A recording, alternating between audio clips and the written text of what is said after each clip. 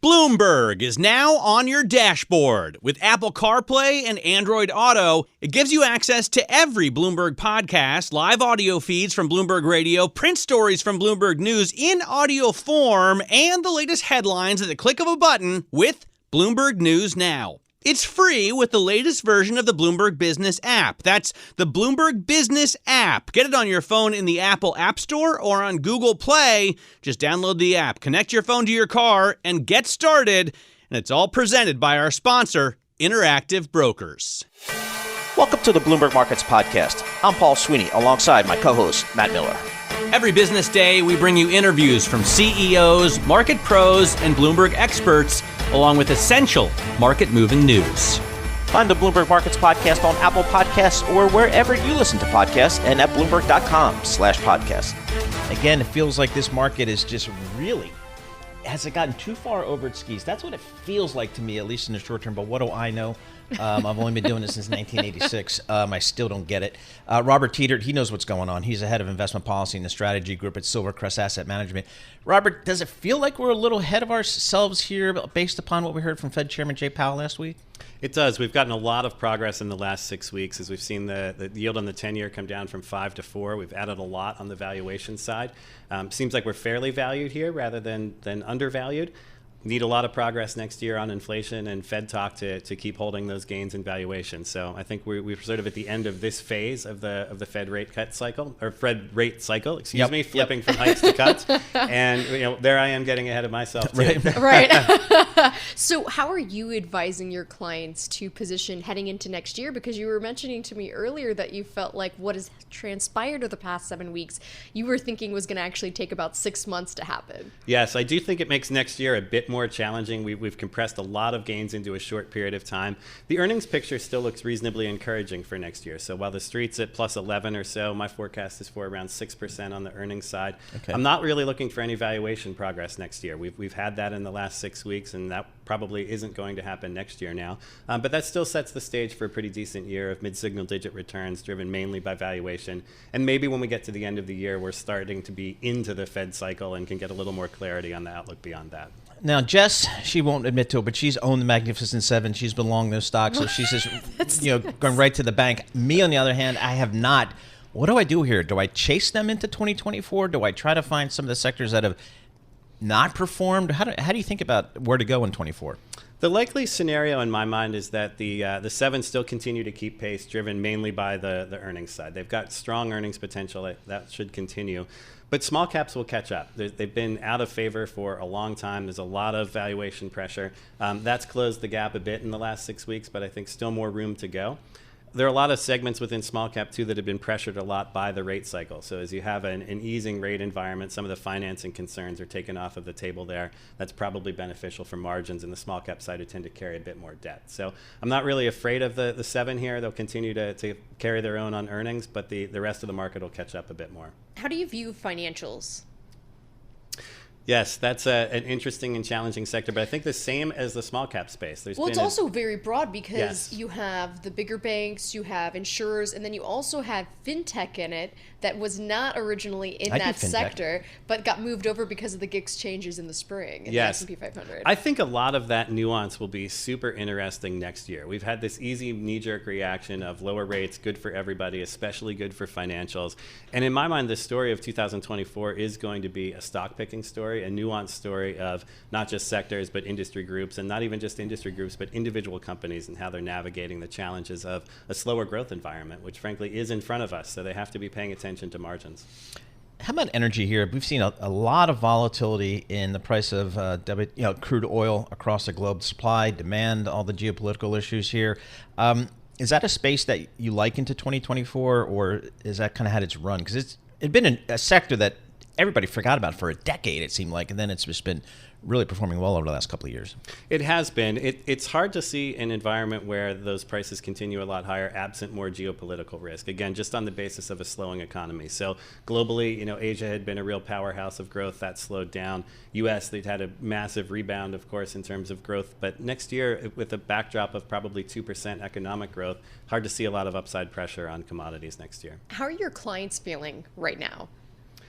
I think they, like most of the rest of the world, are feeling a bit surprised at how quickly the last 6 weeks unfolded. It was sort of very easy back in October to look at the year and say it's been an okay year, but there are a lot of things that have been lagging, and a lot's happened in 6 weeks. Do any of them have FOMO from the past 6-7 weeks?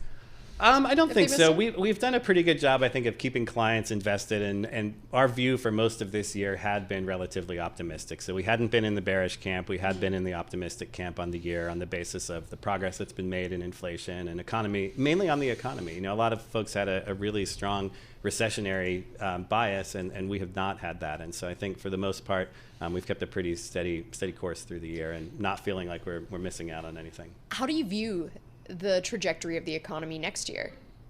Definitely slowing. I'm not in the recession camp, mainly on the basis that I think we'll see it coming, and that sounds like very dangerous words. But with the availability of real-time data that we have, and the fact that we're still adding jobs in the economy, that means economic growth. And we can debate a lot whether that's 0.5% or 2%, but it is still growth. And I think until we start seeing some signals that economic activity is turning negative, we're in a slow growth. What are some of your favorite signals that you like to gauge? Because I feel like there's sort of the telltale signs that Wall Street likes to look at, but what do you like to use from more of an investment perspective, maybe contrarian perspective too, to see if certain things are weakening where you start loading up on stocks?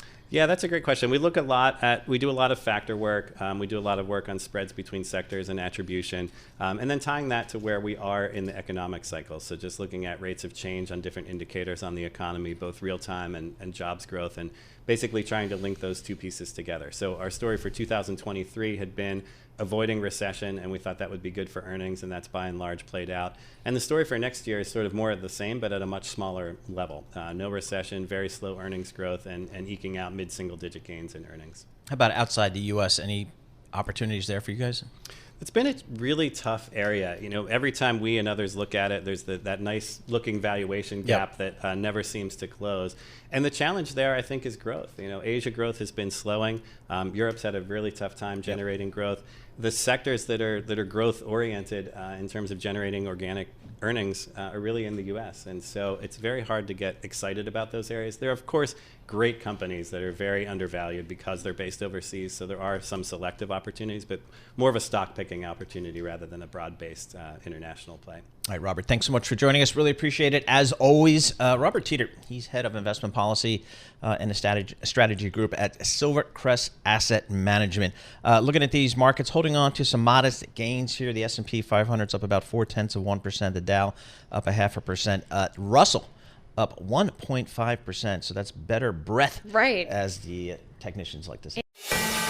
You're listening to The Tape, Cantor Live program, Bloomberg Markets, weekdays at 10 a.m. Eastern on Bloomberg.com, the iHeartRadio app, and the Bloomberg Business app, or listen on demand wherever you get your podcasts. Let's talk transports. All right, I'm not a big podcast guy, but I actually do subscribe to this thing called Talking Transports. Lee Klaskow from Bloomberg Intelligence, he's got it. Because, when you got one titled Werner on better trucking conditions in 2024, boom, I hit that. Because I care about the truckers, I care about the railroads, the ocean stuff. It's A, I used to cover those companies, but B, they give you a great insight into the economy. Yep. Lee Klaskow joins us here in our Bloomberg Interactive Brokers studio. He's been covering the transports for a long time. He does that for Bloomberg Intelligence now. Lee, I want to start with FedEx. Man, that stock is ripping. Up 62% year to date. They're going to report numbers after the close. What do you expect to hear? What we expect to hear is share gains. So there won some share gains from UPS. As you should probably remember, UPS had a labor contract negotiation that went down to the wire, and shippers diverted their freight away from UPS, and FedEx was a big winner in that. They also won share from Yellow. Yellow, as you remember, that's right. Yep. Back in the day, in your transportation days. YELL. Yep. They were a large less than truckload provider. They shipped about 50,000 shipments a day, so they had about 6 or 7% of the market, and they went away. Wow. So that's a lot of pallets that went up for grabs. And FedEx Freight is the largest LTL carrier in North America, so they're able to benefit. Man, I didn't know that. So when you're looking at FedEx, you know what LTL means? LTL. Less than truckload. Ooh. Yeah. Yeah. Good stuff. As opposed to TL, which is not team leader, it's truckload. Team leader. And Paul, if you want to learn more about it, we actually we have a new podcast today. You do? With the CEO from ArcBest. ArcBest celebrated centennial this year. They did. Happy birthday, ArcBest. Yeah, very cool. So ArcBest, are they sort of a private trucking company, LTL trucking company? No, they're public. They're public. ARCB. Oh, I didn't do that deal. How did they get public? I took all those companies public back in the day. They were public, and then they a while ago they had some activist investors, and then they took themselves private, and they went public again. Fort Smith, Arkansas. Yeah. That's where I went when I was doing this trucking. Really? Deals. God, what did we do? The Heartland, I don't know, Des Moines, Iowa or something Oh, like yeah, that. yeah. That sounds like... It's awesome. Sounds about Great right. industry. Looking at the Dow transports from their October low, up close to 20%. When you're thinking about... We will hear, like you were talking about, FedEx after the bell today, but when it comes to these transport companies, what are they telling us about the economy? That's a good question. So we've been in a freight recession for quite some time, and we're coming out of that freight recession. The less than truckload market is actually negative right now. And one of the good things about when we were talking about FedEx earlier, why it's a good thing that they got all this market share from Yellow, it comes at a time when volumes were down because demand has been down. So they've been able to mitigate that impact. But what we're seeing is from our vantage point and conversations that we have in our channel checks is that, in the truckload market, we seem to be at the bottom. We're bouncing along the bottom, and demand is poised to do better next year. Not great, but better. And we could see some growth. And, we expect growth from the railroads, whether it's commodities or intermodal volumes in the mid-single digits next year. We expect truckload volume growth in the low single digits next year. So that's not recessionary data from your transportation No, companies. so I think what we're doing is we're reflecting positively on a lot of these industries because we've been down for a while, and some of that has to do with the economy, and some of it has to do with really difficult comparisons. Right, because everybody was stocking up like crazy back in the day. Yeah. Okay. And the destocking cycle appears to be over from a lot of the retailers, which is really good for the truckload market. So, I look at FedEx, again, up 62%, but UPS down 7%. Is that reflective of just their operating? They also had the strikes over strikes? the summer, Yeah, too. Yeah, so what you see there, it's all about, your 2 points from a performance standpoint. And this year it's all been about, UPS dealing with their labor contract issues and FedEx kind of getting hammered last year and coming off their lows. They've initiated a bunch of new strategies. They call it Network 2.0. Their Drive initiative is supposed to save about $6 billion. Wow. FedEx became a fat company, and they're trimming the fat right now. And they're also looking at ways that they never really looked at before, like combining their ground and express networks. It's going to take time. It's going to be messy. It's going to be lumpy, if you will. But, I think the market is actually starting to believe that management can finally execute. How did what's going on in the Red Sea and it comes to shipping, how do you foresee that affecting transport companies? Yeah, so it's just another kind of shock to the supply chain. We've seen container liner rates, which are down 29% from last year. They're up 10% over the last 2 weeks. And that's really driven on that. Because at the end of the day, if a ship can't go through the Suez Canal, it's got to go south along Africa. Wow. It adds about 10 to 12 days. And so that, time is money. So it's going to add costs to shippers. And listen, it's going to be inflationary, but that inflationary pressure, I'm not going to say transitory because I think someone got in trouble for that, but it's definitely going to be short-term in nature because the U.S. government is and its allies, they have a coalition to deal with the Houthi rebels. And, it might not create the most fluid supply chains because, ships might have to operate in a convoy, if you will. Wow. But it'll be safer for ships to traverse the Red Sea. I didn't even, quite frankly, I have to be honest, I didn't even know where the Red Sea was God. until a couple days ago, and I had to go This Google was map it. with Alaska Air when you thought it was... Well, it's Jerry Garcia on the, oh my on the tail fin of goodness. Alaska. I thought that until very recently in my adult life.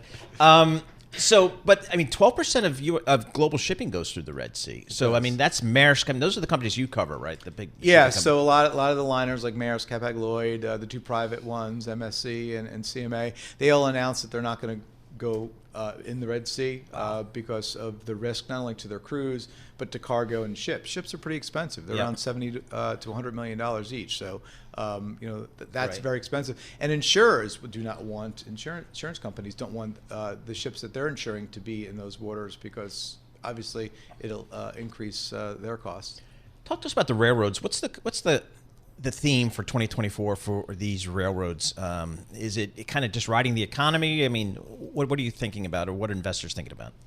Well, I'm thinking about service. So, rails talk a big game about service, but I really think they need to deliver on that. More and more of the railroads are kind of have pivoted to a precision scheduled railroading or precision railroading. They like to call it different things, but at the end of the day, it's Six Sigma for the rail industry. And in order to lower costs, it can't come at the expense of service. And so, you'll see railroads maybe have more employees during down cycles than they might normally have, just so they're prepared for when the uptick happens. And also, in addition to service, I think it's growth. It's where are they going to grow from? Because they're not going to grow from major M&A because the large class ones will just not be able to merge. They're just too big. So it'll be tuck-in acquisitions of short lines and kind of looking to take advantage of trends like cross-border, nearshoring, that kind of stuff. We only have about maybe like a minute and a half left, but I want to get into airlines because it is the holiday travel season. I know airlines going into the fourth quarter had cut some of their outlooks because they were worried about demand, but what are you seeing? Because it seems like people are still traveling. Well, the only thing I know about airlines is I'm on them. That's George Ferguson, my colleague at BI. I do not cover airlines, but I do cover some of the air freight carriers. And what we're seeing there is capacity kind of getting back to pre-pandemic levels. And it's interesting because, I mentioned earlier that liner rates are down 29%. Air freight rates are only down like high single digit, low double digits. So they've been a lot more resilient since the pandemic. And that's really because there hasn't been, while the capacity is nearing pre-pandemic levels, there's not a lot of slack capacity out there. All right, Lee Klaskow, thanks so much for joining us. Lee Klaskow, he is a senior analyst covering all the transports and logistics for Bloomberg Intelligence. He's also got a podcast out there, Talking Transports. The focus will be on trucking, railroads, ocean, and air freight markets, and everything in between. So check that out. He always gets a lot of good guests on there. And again, this most recent week, ArcBest, one of the biggest trucking companies out there, we got their chairman, president, and CEO on to talk about the transport business. So good stuff. Check that out. S&P 500 here today, holding on to the gains, up about 0.5%. Same for the Dow, same for the NASDAQ. The small cappers having their day up 1.7% here. You're listening to The Tape. Catch our live program, Bloomberg Markets, weekdays at 10 a.m. Eastern on Bloomberg Radio, the TuneIn app, Bloomberg.com, and the Bloomberg Business app. You can also listen live on Amazon Alexa from our flagship New York station. Just say, Alexa, play Bloomberg 1130. Jess, Menton, and Paul Sweeney here in the Bloomberg Interactive Brokers Studio. And 'tis the season, Paul, because we talk so much about seasonality heading into year end, and who better to bring in than Jeff Hirsch, CEO at Hirsch Holdings and the editor of the Stock Traders Almanac, joining us on Zoom to discuss his correct market call this year, what to expect for the Santa Claus rally period, as well as the outperformance here in small caps. So just to want to point out, Jeff correctly called the S&P 500's correction coming out of the summer into the fall, and then also the rebound that we're seeing here at year end. He also, over a decade ago, he predicted that there would be a Dow super boom in the wake of the global financial crisis that would drive the blue chip average to above 38,000 in the mid 2020s. If you look where the Dow's trading at now, around records again, and currently trading around 37,500. So not too far away from that call he made a while ago. But Jeff, it's always really great speaking with you, and thank you for taking the time to join us, because I know you're busy this morning and had a doctor's appointment, so you made times for us. But I wanted to start off first because Paul and I always talk to people and portfolio managers. They'll come in and, once we get to the fourth quarter, as you know, because you've done this for so long, people will talk about the Santa Claus rally period. But can you break down to our listeners what the indicator is and what time span it actually crosses over? Yeah, it gets misused. I mean, it's a fun phrase, Santa Claus rally, rolls off the tongue, but it's something my father discovered and devised back in 1972. It was published in the 73 Almanac. And it's this short 7 trading day rally, the last 5 trading days of the year to the first 2 of the new year. And it's not this huge, gain. It's about a 1.3% gain on the S&P on average. But the key thing is that it's not a strategy, it's an indicator. And when that, period is not up, it's an indication that there's something amiss in the markets. You usually have traders and prop desk people picking up stocks that are sold off for tax loss selling. Rest of us are sort of away celebrating with family and friends and traveling and that sort of thing. So as my father said, some 60, 70 years ago, when if Santa Claus should fail to call, bears may come to Broad Wall. So it's an indication that it's a catchy tune. He could turn a phrase. But we've combined that with the January barometer, another one of his inventions back in 72, the same time. They're both in that 73 Almanac. The full month January barometer, everyone knows as January goes, so goes the year. Right. And then there's the first 5 days early warning system. January's become a bit of a profit-taking period. It's lost some of its luster in recent years, and we've had some errors in the January barometer recently. So we combined all three to this January indicator trifecta. And, the bulls win when we hit that trifecta. We hit it this year in January 23. Since 1950, when all three are up, Santa Claus rally, first 5 days, full month January barometer, the year is up 28 out of 31 years, 90.3% of the time, for an average gain of 17.5%. The subsequent 11 months, February, December, up 27 of those 31 for a 12.3% gain. So, we didn't have that trifecta in 2022. Interesting. Again, we were going into a midterm year, so we're already concerned. So we'll be looking at those things. Right now, I'm pretty bullish. I mean, this is the pre-election year. We've got a good chunk of new highs. We're seeing it right here happen in December, the pre-election year. A lot of them on the last trading day. Everyone's sort of getting, all the bears are now getting on the soft landing bandwagon. So we'll be watching these indicators and market action going through January. And, our forecast, our early forecast is already pretty bullish for 24, power of a sitting president. But we'll be fine tuning that in the newsletter on Thursday for subscribers, and then we'll be watching the market. And if things go awry, whether with Santa Claus or January barometer or something happens with the election, I mean, if something were to change where Biden's not the sitting president running, that would change our outlook a little bit. Jeff, we've seen since late October, this S&P 500 rally 15%. It's been such a move in November and December here. What do you make of that?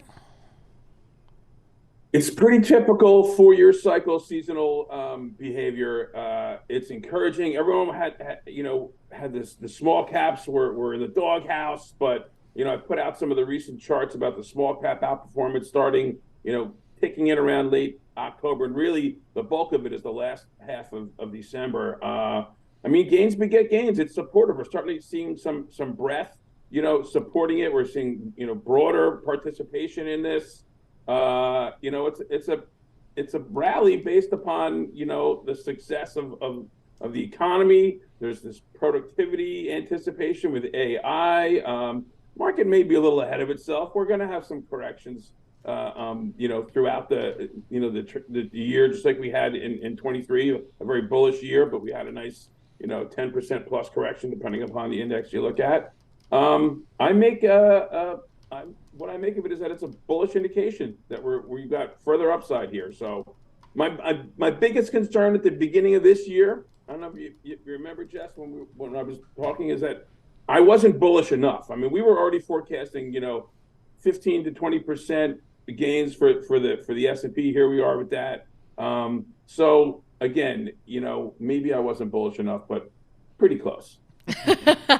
What I'm wondering is, because you're walking us through the seasonality with small caps, typically we tend to see that usually historically more in mid-December, and then as going into year end with some of that window dressing, is some of the gains, especially the bulk of it that we've seen, like you were talking about, that started out toward the end of October, does that potentially steal some of the typical gains we would see in the last couple of weeks in December, or do you expect this to continue for small caps? To continue. I think the small caps were catching up with the rest of the bull market based upon, the interest rates finally settling down. That seems to have a bigger impact on the small caps. I don't know if we're going to get as much of that, small cap outperformance as we've just had. I don't think it's over whatsoever. I think we're going to get that regular, small cap effect, what used to be the January effect in last half of December and into January. I don't think it's taken away from it. I think it's just catching up and setting us up for a continuation of small cap outperformance. Jeff, what do you make of the Magnificent Seven here in 2023? That was a unique aspect to this market performance this year. There's always been leaders. They're still leading. There was the Nifty 50 back in the late 60s. Yep. These companies are doing, fabulous things. We're using their software and their products right now as we speak.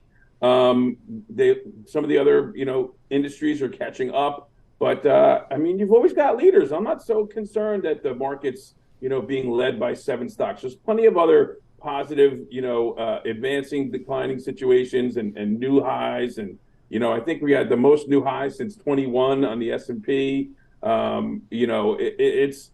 It's not just the Magnificent Seven. That's an old story. It's kind of like the people who are calling for the bear market, looking at that it's yield, curve inversion from 22. So I'm not afraid of the Magnificent Seven. Let them lead. There'll be other people stepping in. We only have about 20 seconds left, but you were talking to us earlier about how coming into this year, you should have been even more bullish, even though you're already seeing a 15 to 20% rise in stocks this year. What percentage are you expecting in 2024? My early handicapping is about 8 to 12% on the Dow, maybe a little bit more S&P and NASDAQ, and I'll be fine-tuning that over the next couple of days as we finalize our annual forecast in the newsletter. Above average election year performance, when a sitting president's running, the Dow's up 12.8% on average. When it's an open field, it's minus 1.5%. I think we've got a lot of tailwinds here going into 2024. Election, technology, AI, and a rising market. All right, Jeff, thanks so much for being with us. Really appreciate it. Jeffrey Hirsch, CEO of Hirsch Holdings and editor-in-chief of the Stock Traders Almanac. You're listening to The Tape. Catch our live program, Bloomberg Markets, weekdays at 10 a.m. Eastern on Bloomberg Radio, the TuneIn app, Bloomberg.com, and the Bloomberg Business app. You can also listen live on Amazon Alexa from our flagship New York station. Just say, Alexa, play Bloomberg 1130. Early in my career, Jess, I was at the Chase Manhattan Bank. I survived their credit training program, which is the best on the street, still is. And we were in the media group, so we lent not against assets, not against like receivables and stuff like that. Cash flow, baby. Leverage lending. That's how we did. We go up to 6 times leverage lending on some of these stupid things. We did Fleet Call, which was we gave them $500 million, and we went to our credit committee and said, we want to lend them. They have no assets, no cash flow, no revenue, but they have air. So we were lending against air. Wow. We got that deal done. So I love the leverage lending business. Roberta Goss joins as Senior Managing Director at Pretium Partners. I have no idea what Pretium means. What does Pretium mean? Pretium means value. Value? Ooh. Yes. In Latin, we'll go? Yes. Good enough for me. How do you guys, talk to us about 2023 in kind of the credit market? Because I'm looking at across a lot of fixed income positive returns this year, Yes. Which is good versus 2022 when it wasn't so much. But how do you view the credit markets out there? So we've had a pretty volatile 2 years, but 2023 very strong across the board for leverage credit. Leverage loans as of now up almost 12.5% after effectively a flat year in 2022. Most of that coming from the absolute yield. So, all loans are floating rate, and so the base rate at over 5% provides a lot of carry in the current market. I think as we go forward into 2024, it's going to be, a different type of year in terms of earnings and dispersion across the board in terms of credit selection. Talk to us more about the earnings picture. What do you foresee, and where do you see areas of weakness? Where do you see areas of strength? Sure. So as we've gone through 2023, and in particular Q3 earnings, I think surprised to the upside. And that's not surprising as we look back with very strong GDP numbers here in the U.S. I think as we go into 24, we're going to see more differentiation. What we've seen over the last couple of years is normalization as we've dealt with inflation factors, be it supply chain, labor, and just cost of inputs. I think as we go through 2024, and the U.S. consumer is going to play a big part in this, does that start to impact top line? We've had very strong top line for the last couple of years. Margins have been all over the place, but I think we're going to have some sort of slowdown in the top line, and the degree to that slowdown is what's going to be most impactful. Private credit. Yes. I knew this was Do coming. you guys, how do you guys Loves interact it. with the private credit business? Right. So we're focused at Pretium almost exclusively on the broadly syndicated market. I think that's... So you buy loans from banks? From banks. So if I would do my Chase Manhattan Bank, I'd syndicate 90% because I don't want to take any risk. I'm in the business of generating fees. Right. So I would sell it to you. Yes. Nice. And so private credit's now creating more competition Yes. for the likes of JP Morgan. For sponsors, what they're prepared to do is pay up for certainty of execution. And that was very important in 2023 when the broadly syndicated market was, pretty much shut for parts of the year. Why was it shut? We've seen substantial outflows and CLO creation, which Collateralized loan obligations. Collateralized loan obligations represent about 3/4 of the buying base for broadly syndicated loans, and issuance was slow to start this year. So the private credit market generally costs sponsors about 200 basis points more in right? terms of, yeah. Then why go there? Because I can't get a bank to do it? Certainty of execution. Okay. And I think that started to shift as the broadly syndicated primary markets opened up and is quite strong right now. So I think the sponsors want both markets, and I'd include high yield as well, to be, Are you surprised, accessible. Are you surprised that the banks have allowed that business to walk across the street? I never would have done that. Yeah, I think they've been surprised as well. So private credit now is comparable in size at $1 trillion plus to high yield in loans. I think the banks are playing catch up in terms of what role they have in that market. Yes. Private debt was thought to be really pressured as rates were going to rise, but that didn't happen. Walk us through why that didn't happen. Yeah, so I think that one thing with private debt that we've experienced, or not experienced, but seen over the last few quarters is they're very aggressive in terms of terms. And as rates have risen, and I think some of these companies and multiples that sponsors are paying, they're having a hard time dealing with the increased interest cost. And so we're starting to see, and this I think is scary, and I was also trained at JP Morgan. Nice. So there you go. goes back to my training days. First lien PIK loans. Oh boy. 16% first lien PIK. That Payment in is, kind. yes, is put in place because they don't have the cash flow to service and cash interest. I think setting up for volatility in the future, but as purely a function of where rates sit today. How do you think the 2024 deal market will be, ergo the kind of the stuff that you guys are going to see coming out of the bank syndication? Yeah, I think we're going to see a real pickup in primary activity next year. I think the biggest factor this year has just been the gap between buy and sell side multiples. I think that's started to contract. We've started to see M&A pick up. I would expect that to continue next year. And I think as our market continues to remain open and is active, you'll see a resurgence of. Are you guys at Pretium raising capital now? Yes. Yes. We are raising capital across all products. And what's the pitch here? Like, what's the reason that you guys are Right. going So we think that next year we're going to have a lot of dispersion, and that credit selection is going to be a big differentiator among performance. And I think this goes to sector selection and individual name selection. And that's our strong suit. Yes. So looking at credit, what do you think this tells us about economic growth? Well, I think as we saw in Q3, earnings were, continued to be strong and actually accelerated from the first half. I actually think the U.S. economy is doing quite well, and that's what we've experienced in pretty broad-based industries. What would you need to see in the credit space to raise any sort of red flags to you? I mean, it seems like you're not seeing those yet, but what particular indicators would you need to see for then kind of alarms go off in your mind as far as growth stalling out?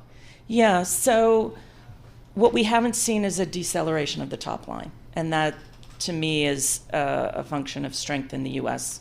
consumer.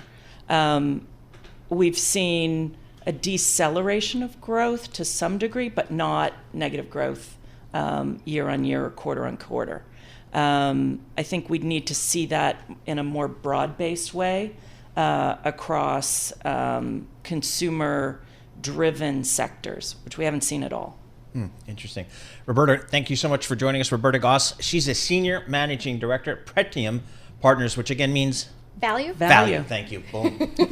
I was listening. Some new language. Yeah, maybe one ear and other ear.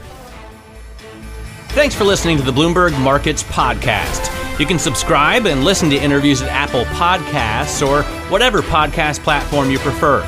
I'm Matt Miller. I'm on Twitter at MattMiller1973. And I'm Paul Sweeney. I'm on Twitter at PT Sweeney. Before the podcast, you can always catch us worldwide at Bloomberg Radio.